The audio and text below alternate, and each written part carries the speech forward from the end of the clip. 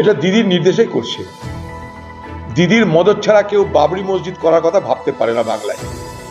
তার দলের এমএলএরা, সে তার দলের এমএলএ, সে মনে করছে বাবরি মসজিদে নির্মাণের আওয়াজ তুলে আরও চাঁদা উঠবে, আরও নিজের নেতৃত্ব তৈরি হবে, মুসলমান সমাজের মধ্যে দারুণ একটা বার্তা যাবে।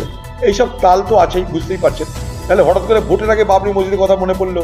এতদিন বাবরি মসজিদ নিয়ে কারো কোনো মাথা ব্যথা হয়নি, এগুলো সবাই সব কিছু বুঝছে।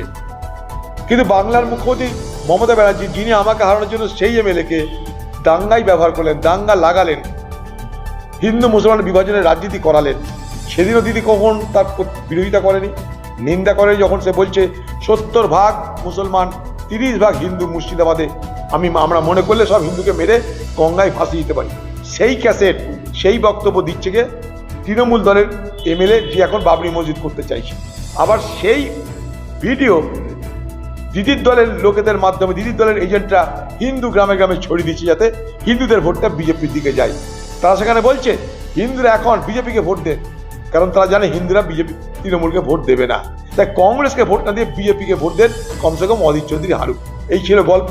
সেদিন নির্বাচন কমিশন সেদিনকে এটার উপরে আপত্তি তুলেছিল, নিন্দা করেছিল এই ধরনের মন্তব্য এবং এই ধরনের ঘটনার জন্য।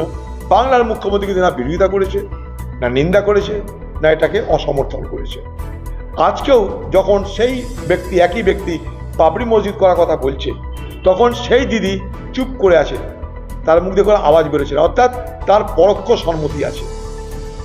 সে তার ভাই দেখে বলছে আমি মহাকাল করছি, আমি জগন্নাথ মন্দির করছি, আমি দুর্গাঙ্গন করছি, এবার মুসলমানদের জন্য কিছু কর, লে একটা বাবরি মসজিদের গঠন নির্মাণ করার গল্প বলে দাও। তার জন্য দিদি চুপ করে আছে। দিদি চুপ করে থাকার মানেটা কি? ট্যাসিট সাপোর্ট, নিঃশব্দ সমর্থন, পরোক্ষ সমর্থন। দিদির সমর্থন ছাড়া এটা হতে পারে কি? আমাদেরকে তো বললে আমরা কেউ বিশ্বাস করতে রাজি নয়। দিদির দলের এমএলএ, সে বাবরি মসজিদ বানানোর কথা বলছে, দিদি জানে না, সারা পৃথিবী জানে, সারা পশ্চিমবঙ্গ জানে, সারা মুর্শিদাবাদ জানে, কেবল দিদি জানে না তা তো নয়। দিদির সমর্থন তো অবশ্যই আছে। একদিকে দিদি বাবরি মসজিদের সমর্থন করছে, আরেকদিকে ওয়াকফ সম্পত্তির বিরোধিতা না করে সরকারের সব দাবি মেনে নিচ্ছে। পশ্চিমবঙ্গে এই ওয়াকফ আইন যেটা দিদি মেনে নিল, তার পরিণামে হাজার হাজার সম্পত্তি কিন্তু বেদখল হবে হবে হবে, আমি লিখে দিলাম।